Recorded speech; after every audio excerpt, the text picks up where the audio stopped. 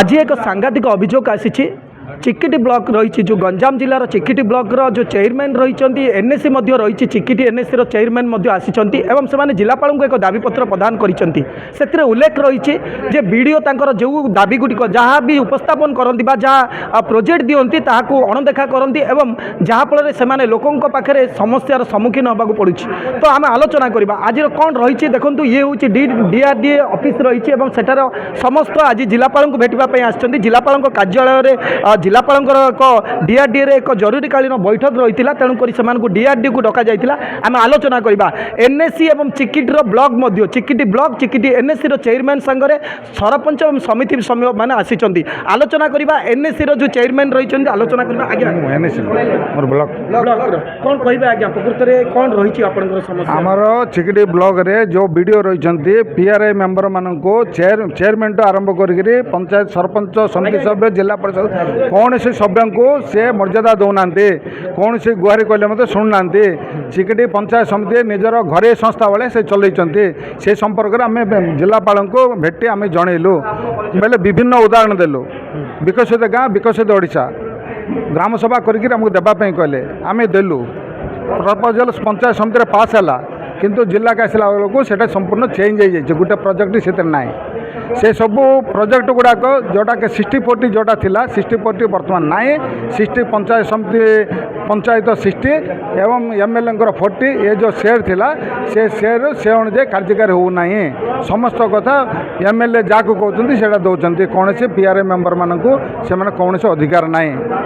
एवं मीटिंग ये जो भत्ता जो बंटा हो मन इच्छा पर बंटा हो काली की बंटा हो आज नोटिस कर आमे कहूँ 7 दिन पूर्व निष्पत्ति हवा कथा जनवा कथा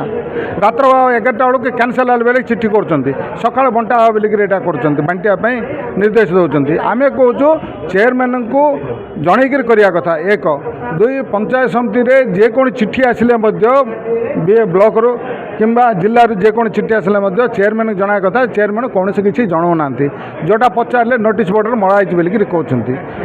एनआरईजे जो कम गुड़ाक होता कौन सी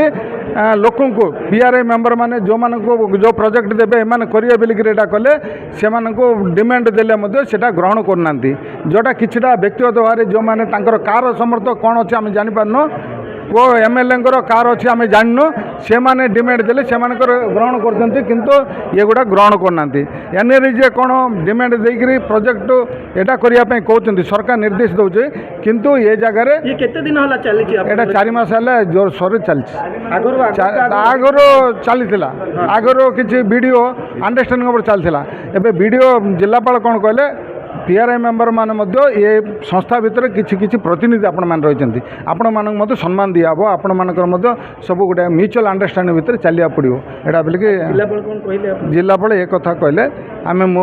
शुणुची मो वीडियो को मो पचारुची ये समस्त उपर नहीं गोटे अंडरस्टैंडिंग उपर चलियापी मैडम कौन है जे एमती समस्या है जे आप समस्त 17टी जो रही पंचायत रही 17टार सरपंच समिति सर आमको अणदेखा कर जहाँकि वीडियो पाखक आम 4 थर 5 थर पीआरआई मेंबर समस्ते जाकि एकजुट होगी कहीलु समस्या गुड़ाक किसी समाधान है समाधान है सत कथा किंतु आमको माने अपमानित कला से व्यवहार जहाँकि आम कहलु से वीडियो को कहलु आमर किछिटा भी अच्छी दाबी अच्छी पूरण कर किंतु सी कहले रकठक मना कले ना आमर किछि कहबा नहीं जहाँ एमएलए कहते ताहा एमएलए जदि आमर गोटे पीआरआई प्रतिनिधि आमर जदि कौन भी कर्तव्य आमर जदि पंचायत काम आम ग्राम सभा माध्यम आम उपस्थापन करुचु ताहले जदि आमर सेठी जदि रहुनी किछि ताहले आमर कर्तव्य कौन अच्छी आम पीआरआई मेंबर जदि रहीजु आमर जदि सरपंच समिति सभ्यर जदि आमर जदि किछि भी मर्यादा रोनी ताहले समिति सभ्य सभ्य रहिबार आमर मूल्यटा कौन तो से